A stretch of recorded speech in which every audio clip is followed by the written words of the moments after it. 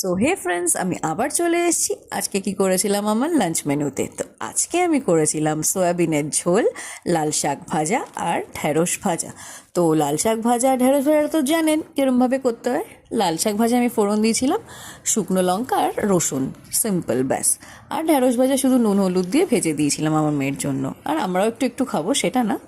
তো এবার আমি করছি হচ্ছে সয়াবিনের ঝোলটা। তো ফার্স্টে তেলের মধ্যে কাঁচা লঙ্কা দিয়ে পেঁয়াজ আদা রসুন পেস্টটা দিয়ে আমি হলুদ গুঁড়ো, জিরের গুঁড়ো, ধনের গুঁড়ো এগুলো দিয়ে দিলাম।